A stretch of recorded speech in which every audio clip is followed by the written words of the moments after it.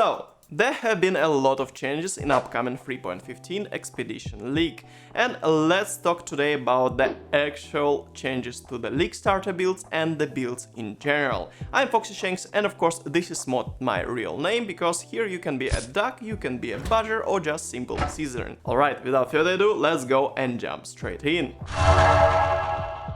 And of course, first huge thing on our list is actual mana cost of triggered skills. I'm talking about not only your COG or custom crit builds that are pretty meta, I'm talking about everything that using casual channeling, that using something like custom damage taken setups, that is using spellslinger support, that is using poet span, and something like Mjolnir. So all these things will be completely different, because these days if you can use a lot of auras, you can use pretty subpar mana management, you can still play those builds, and in 3.15 it will be not the case. You'll need to look up into your mana management, and in a lot of cases, if a lot of your damage is coming from the auras, now you will need to sacrifice at least one aura, or maybe you will need to expand more currency to actually make your mana pool more viable. Remember, if in previous leagues you can actually play something with custom damage taken and have like 50 mana overhead for actually your main damage skill, these days you will actually need to have the overhead for your custom damage taken setup that will consume, for example, 30, 50 or maybe 100 extra mana on trigger. This is really important, and most cases you will need to do a lot of extra mana management and of course aura management as well. We are talking about mana on hit, we are talking about shotgunning your mana management. For example, COG builds most likely will be able to shotgun their mana management, and of course we are talking about something different. For example, you can go fancy and be like, I'm using Discipline Aura, I'm using Eldritch Battery, and I'm using Watcher's Eye with extra energy shield on hit. There are the ways to actually manage this new really mana hungry meta, but in a lot of cases it will need a lot of extra investment and a lot of extra rework. For example, if you will need extra mana overhead, that means that most likely you will need more reduced reservation of skills, and usually this means you need either corruptions or maybe you need to reroute your actual passive tree to account for that. And of course, speaking of league starters, TLDR here, just avoid your triggered meta builds, because, well, right now they will most likely will be either non-really viable or maybe will need a lot of extra investments. And of course you will ask, well, why my non-meta hipster build with like minion stability, Infernal Legion, Poet Span, Animate Weapon is getting nerfed because of all those pesky like 30 million shape DPS COG builds?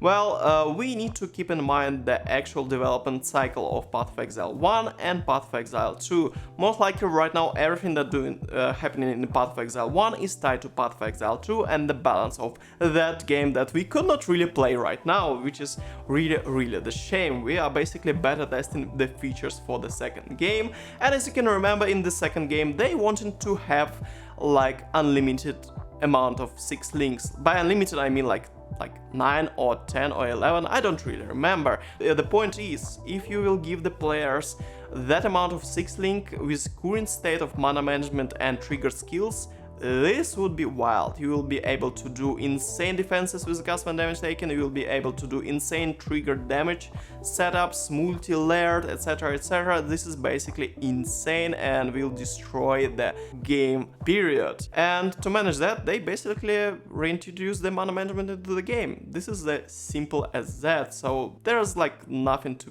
be actually upset about. This is basically a rebalancing game for the future. And a next big outlier of this league is the actual DPS nerf. Yes, the most outperforming support gems are getting smacked. And, well, Path of Exile developers is talking about 20 to 40% DPS loss for those most meta best in slot gems, and that means that everything, basically your meta and non-meta builds that are most of the time using best in slot gems, will most likely get smacked really hard. And what that actually means for your league starter. So if you ever played the build before, and if you know that, alright, so I'm playing this 5 link, this is like subpar damage and I need to upgrade to 6 link, or maybe I need to this item or this and that, to actually feel great and deal my like 3 million shape DPS to deal with the early bosses, with the early league, maybe you want to consider to play something different that can deal like triple or maybe double of that damage, because damage nerf will be really prevalent, and yes, this will be hard, really volatile. Of course, the situation will change as the league goes, people will find maybe something different, the path of building will be updated, we will know the actual exact numbers, and of course the actual exact feeling of new support gem meta. And of course the next step is the new skill gems. Yes, they look awesome, etc, etc, but every single veteran player will say to you, do not play new skills on the league start.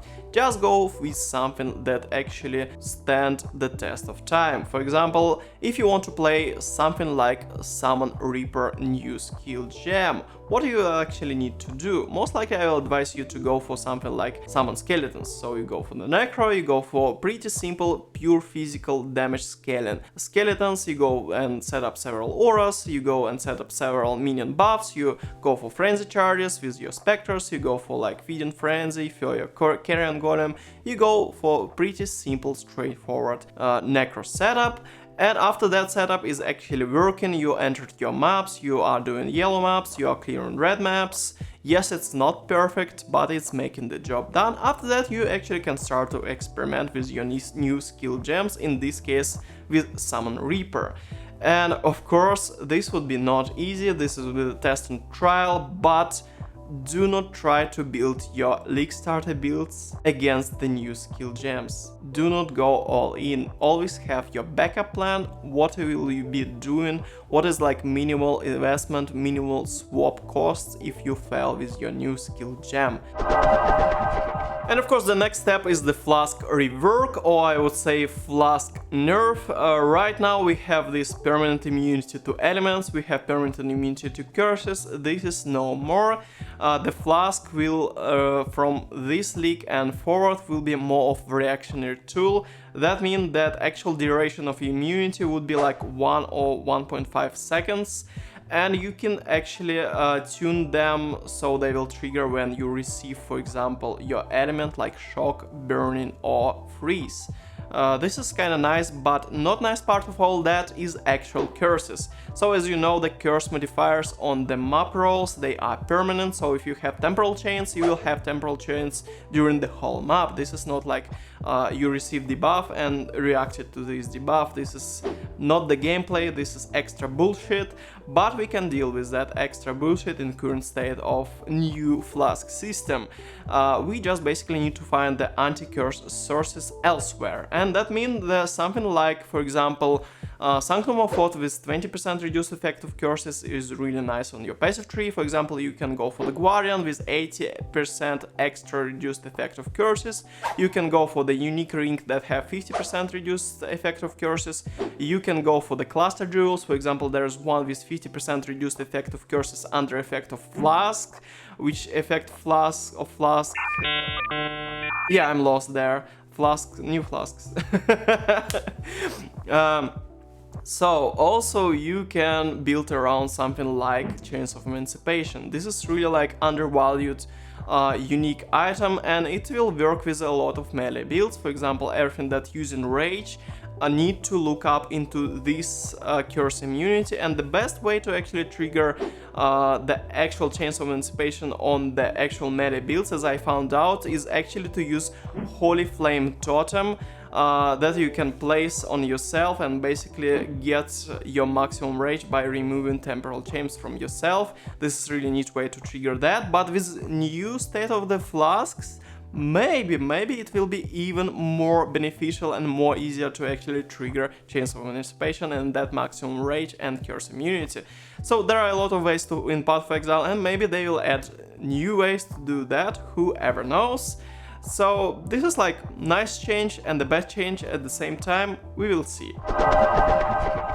And next thing is really tied to the flasks as well. First of all, I'm like not really like Path of Exile streamer who financially tied to the grinding gear games, etc, etc. I'm just random dude who have the Path of Exile as a hobby and just trying to make like high quality content for the Path of Exile on my YouTube channel and like learning video editing in the process. So I want to talk about something that nobody big will talk about, the actual Flask macro. Yes, this exists. A lot of like your average veteran player will use Flask macro because, well, it's basically saving your hands. This is like pretty simple, and grinding gear games, let's be real, grinding gear games never ban anyone who not specifically stating that they are using the Flask macro publicly. But the thing is, what you want to plan about the actual new changes with the Flask system. So before that, with the Flask macro, you basically was pressing one button every 5 seconds, and maybe it was enough to save you from really hard hand strain. But right now is this new system, yes, some things will be automated via new currency with new rows on the flasks, but still there will be some cases where you will need to press extra buttons in reaction to the freeze, in reaction to the ignite, in reaction to bleed, or maybe something else. Who knows what they will add in this league. This is really important, and maybe this is like extra 1 or 2 presses per like 5 seconds. So if you already have issues with the hand when you're playing your Path of Exile a lot during like league start, etc, etc, maybe you want to consider to play the build that have built-in element immunity, so you will not really care about those extra presses of your new Flask system. This is really important. Plan your like builds against your like actual hand state. But you will say, wait, Foxy, this is complete bullshit. Whereas like top 10 builds to play on the league start in 3.15 Expedition League.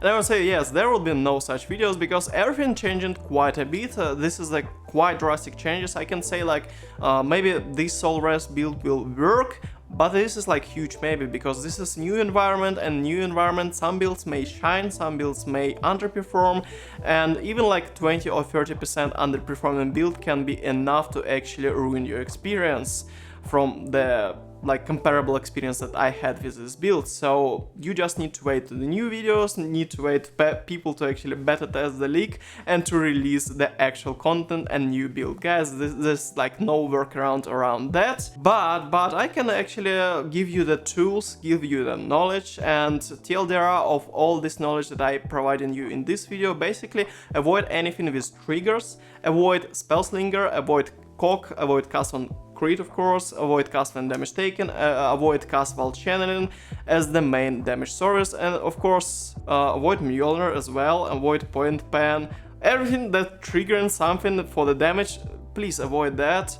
Better let it alone just to, you know, like mature in the league and actually see what actually now works or not works. After that, consider like better mana management. If you had the build that have like only 50 mana unreserved, consider doubling that or maybe tripling that. So you need built in a more reduced reservation of skills, or maybe you need to invest more money in your potential build with that, or maybe you need to have more mana regeneration or have some source of mana of hit, or maybe mana leech, or maybe going like for example Eldritch Battery and Energy Leech support, who knows. But after that, you maybe want to consider playing something with built-in curse immunity.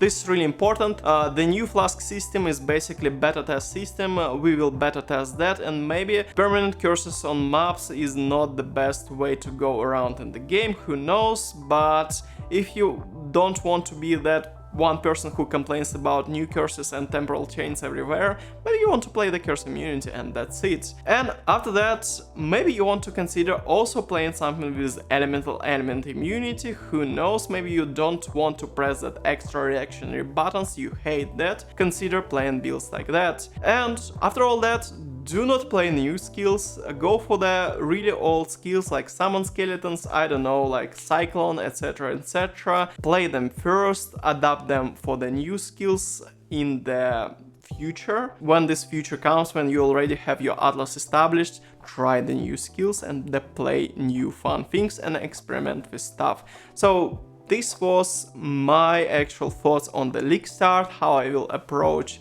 the building my league starter builds. And until the next time, Thank you very much for watching, and Foxy Shanks out!